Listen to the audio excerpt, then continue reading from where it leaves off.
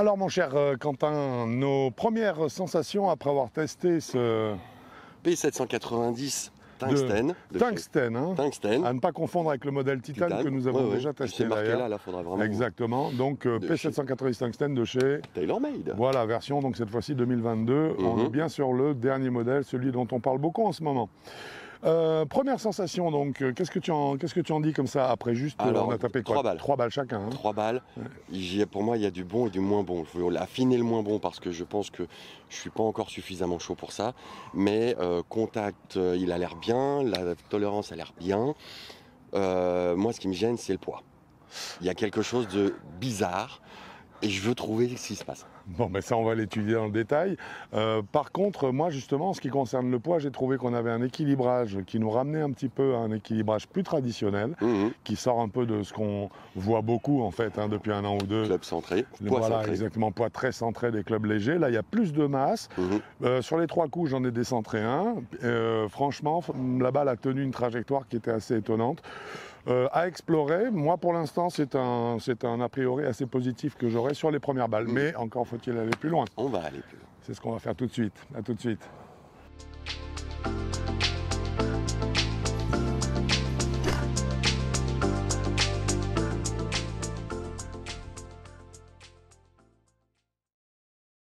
Eh bien, ce fut très intéressant de tester ce P790 Tungsten de chez TaylorMade. Alors, cette fois, on est vraiment sur le modèle 2022 et le modèle classique, en fait. Hein. C'est le P7, ça n'est pas le Titane, hein, pour être clair.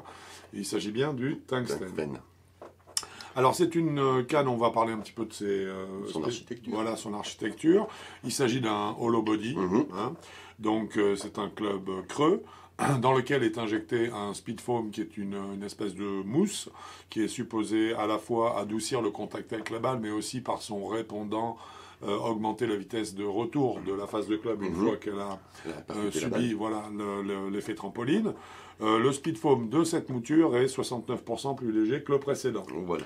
Bon, on ne sait pas encore jusqu'où ce que ça donne par contre la performance du speed foam en soi. Ça va bien. Parce que, alors tout le monde y va sur le speed foam, hein, mais a priori, bon, ça a des résultats plus ou moins heureux.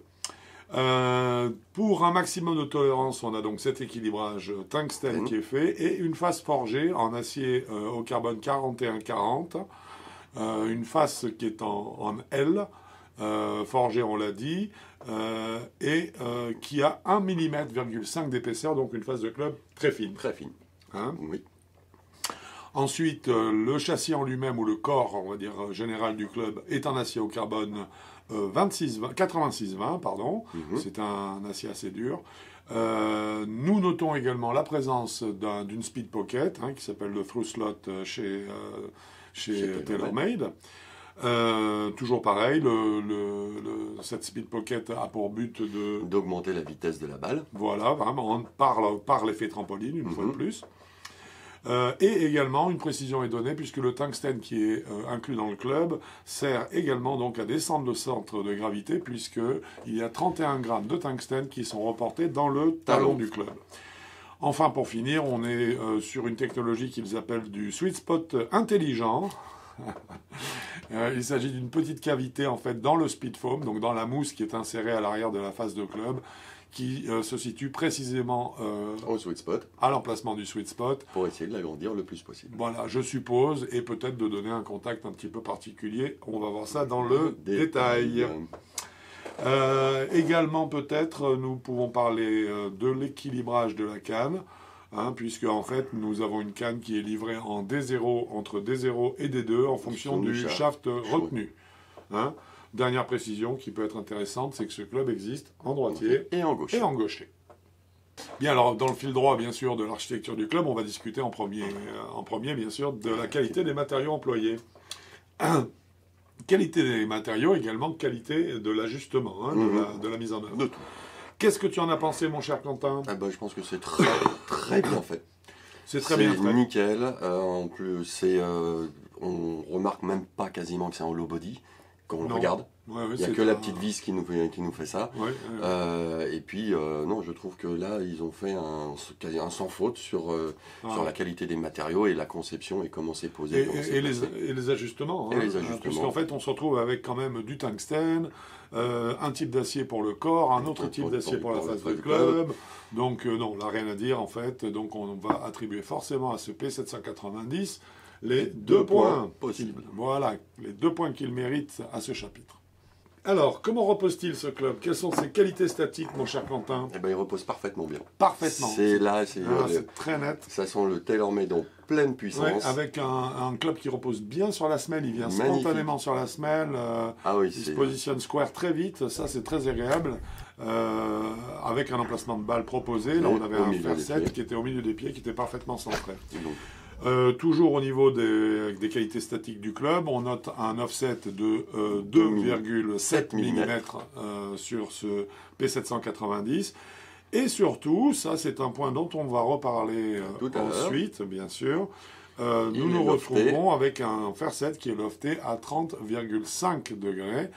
Nous vous rappelons que la norme pour un fer 7, si on se base sur le grand standard qui date quand même de 1965, c'est 34 degrés d'ouverture pour un fer 7.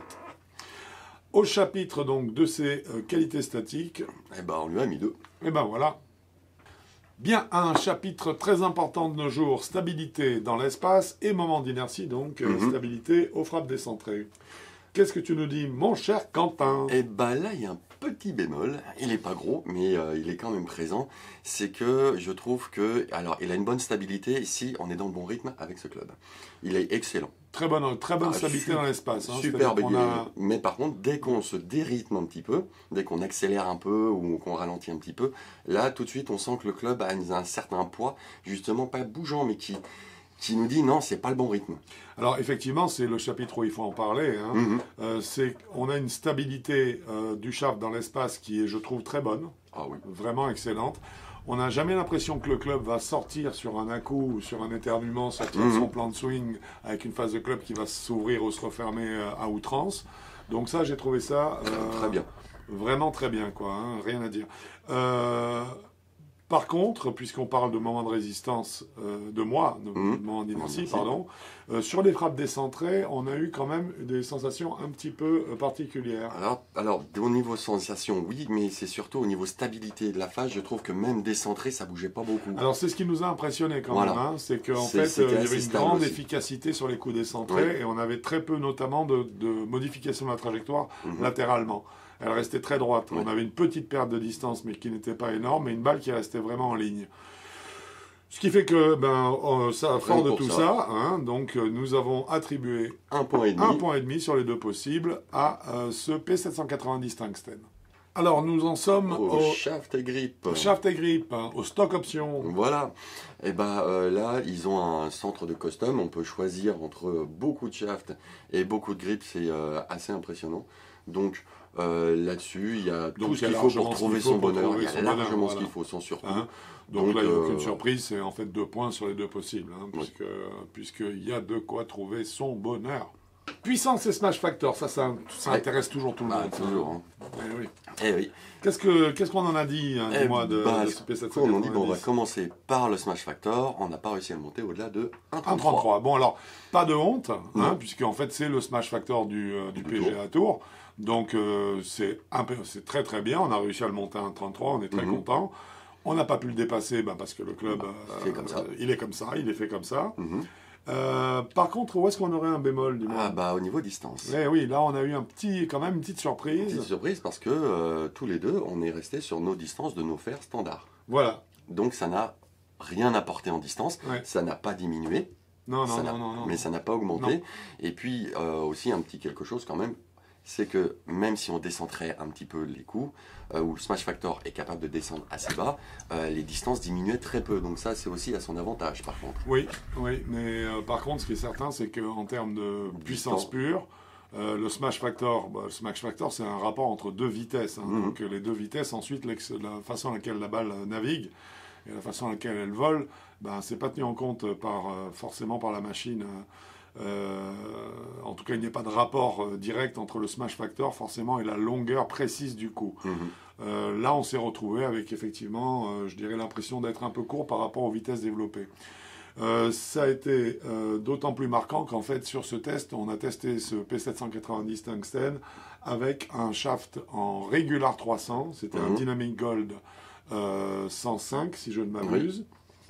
En régular, on s'attendait à avoir au contraire une augmentation de notre vitesse et donc forcément de la distance que parcourrait la balle. Et pas du tout. Donc en fait, on s'est fait la remarque que si on l'avait testé en stiff, si on avait pris le même manche en stiff, on aurait eu une perte de distance par rapport à ce qui a été réalisé là avec du régular qui n'est pas notre flex, ni à Quentin ni à moi, notre flex naturel. Donc ça veut dire qu'en soi, la canne s'est montrée effectivement assez peu prodigue en matière de distance. Donc, au résultat des courses, nous lui avons attribué à ce chapitre-là un point sur les deux possibles. Nous allons parler de spin et notamment de backspin. Bah oui, c'est ça qui fait voler la balle. C'est ce qui fait voler la balle et plus le taux de backspin est fort pour un club, plus forcément ce club sera tolérant puisque en fait on va avoir une diminution de l'effet latéral du spin axis notamment qui fait que la balle aura moins tendance à aller se promener sur les côtés. Qu'est-ce que tu nous dis au niveau du spin? Bon, on va sortir le chiffre de la moyenne tout de suite qu'on a fait. Il est à 7350 tours minute. Tours minute, exactement. À savoir que pour en faire 7 du tour, donc des semi-lames, voire des lames, la norme c'est 7000 tours. Là, c'est un hollow body. Il est monté un petit peu plus. Bah, c'est la conception du club. Tout à fait logique. Parfaitement logique. Et il n'y en a pas plus que ça. Non, il y en a un petit peu plus, c'est logique par rapport à la mais il n'y en a pas trop pour empêcher quoi que ce soit. Absolument. Donc là-dessus, je trouve que le taux de spin est optimal. Il est excellent parce que n'oublions pas une chose, c'est que si le taux de spin augmente, c'est également la qualité du feedback qui elle diminue. Voilà. Donc en fait non. Ce qui fait qu'au total, sur cette question du spin, nous lui avons attribué 2 points. Les 2 points qu'il pouvait prendre. Chapitre important s'il en est, les trajectoires de balles. Exact. Alors, comment est-ce que tu as apprécié les qualités de trajectoire de balle que ce P790 de TaylorMade fournit? Alors pour moi, je les ai adorées. Elles étaient parfaites, perforantes, mais seulement ça fait un petit souci. C'est que ce club n'est pas destiné pour moi. Non. Je ne suis pas le public visé. Tu n'es pas le public visé. Donc, ce qui fait que personnellement, je pense que pour le public visé, elles sont un peu trop basses. Bah, clairement. Parce que faut de la vitesse pour qu'une balle, quand elle part un petit peu basse, pour qu'elle finisse par monter, il faut faut de la vitesse. Et pour ma vitesse, c'est génial. Oui, la tienne aussi. Mais par contre, j'ai trouvé que vraiment, pour un hollow body, si tu veux, j'avais des trajectoires de balles qui étaient plus des trajectoires, et encore, qui étaient des trajectoires de lame, je les ai trouvées trop basses. Alors maintenant, bien sûr, ça peut être lié au loft du club, parce que le loft a été nettement diminué. On est à 30,5 degrés au lieu de 34 qui est le standard. Donc forcément, moins de loft, ça donne une balle plus basse, ça c'est sûr. Ce qui est intéressant, c'est comme on l'a dit tout à l'heure, on a testé ce club avec un manche en Regular 300. Oui. Ce qui aurait dû normalement, avec un point de flexion en plus, qui est, je dirais, milieu-bas. Donc ça aurait dû favoriser la hauteur de balle par rapport à ce qu'on obtient d'habitude avec nos propres clubs, par exemple. Et là, ça n'a pas été le cas du tout. Non. Donc, et moi j'ai trouvé franchement, mais tout de suite, dès la première balle, je me suis dit super, très bon contact, très belle trajectoire en soi, mais globalement, je l'ai trouvé nettement trop basse. Donc c'est pour ça. C'est pour ça qu'en fait, on a pu lui attribuer que un point sur les deux possibles. Sachant, moi ça me semble assez évident, que si ce club en plus a une gamme de joueurs prédestinés qui est des joueurs avec un handicap qui va également aller aux alentours de 20 d'index, quoi, je veux dire, qui pourront jouer ce club-là. Les joueurs de 20 d'index, généralement, recherchent de la hauteur de balle. Oui, et là, il n'y a pas. Et là elle n'est pas au rendez-vous. Donc, à prendre en ligne de compte quand on va définir les gammes de joueurs pour lesquels ce club est fait. Voilà. Feedback. Sensation. Qu'est-ce que le club nous dit quand on tape dans la balle? Est-il bavard ou muet? C'est pile poil entre les deux. Il est à la fois bavard et muet, c'est-à-dire que le contact est génial. J'ai adoré. Moi aussi, j'ai alors là, fantastique, j'ai adoré le bruit aussi. Oui, le très bon son. Très bon son. Le contact. Ça faisait quelques clubs qu'on n'avait pas essayé des clubs qui avaient une bonne quelques temps qu'on n'avait pas essayé des clubs avec une bonne sonorité. Le seul truc, c'est que je savais pas où je tapais la balle dans la phase de club. Alors voilà, là, c'était pour moi quelque chose de très délicat. parce que Et, pour moi, l'identification de où j'avais tapé la balle était le résultat d'un raisonnement de la balle. C'était une conclusion, c'était pas un indice que j'avais dans les mains. Donc, pour moi, c'est un contact pas vaporeux, mais... J'ai bien aimé ce mot quand tu l'as sorti. Pour moi, c'était ça, c'est vaporeux, c'est parce que on la tape, on sait à peu près, si on la tape dans le on sweet spot, identifie globalement la zone. à peu près, mais c'est vraiment pas clair. Ouais. Donc, il y a ce côté par contre, vaporeux le toucher, le toucher sur la génial, partie centrale. On tape dans la balle. Toucher très agréable. Super. Et même quand on descend.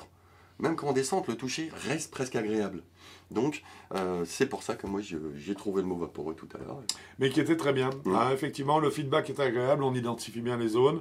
Par contre, il y a un petit flottement sur la zone centrale qu'on identifie moins bien, ou en tout cas qui fait que le contact en partie centrale s'assimile facilement au contact légèrement décentré, parce qu'il y a une partie centrale, justement, qui est, comme tu le disais si justement, vaporeuse. Voilà. D'ailleurs, juste comme ça, pour finir, c'est que j'ai fait des smash factors de 1,25 jusqu'à 1,30. Jamais je n'ai senti une différence dans le contact. Ça. Oui, c'est que tu je savais que je me disais, tiens, je l'ai bien touché, je l'ai un peu moins bien, et puis ça correspondait pas. Donc à la pour moi, qualité c'était vaporeux. Mais par contre, ça vrai. reste super agréable. On tape dans la balle, c'est génial. Le toucher est fantastique. Absolument d'accord. Ouais, mais au résultat des courses, par contre, c'est qu'on lui a attribué qu'un seul point sur les 2 points qu'il pouvait prendre. Voilà. Alors, c'est bien, nous allons parler de nos sensations plus générales sur ce club, donc. Qu'est-ce que tu en as pensé globalement? Globalement, c'est une très bonne canne. Globalement, je me suis fait plaisir. Mais il y a quelques petits défauts. Alors déjà, ce qui m'a fait plaisir, c'est le contact, le bruit, la beauté du club, il est stable, etc. Enfin, il y a vraiment un ensemble de bonnes choses que j'aime beaucoup. Mais sauf que le shaft, là, il nous impose un rythme à cause du poids. À cause du poids de cette partie basse, en fait. Oui. Hein c'est pourquoi, moi, par rapport, je ne sais pas ce que tu en penses, excuse-moi, je te coupe.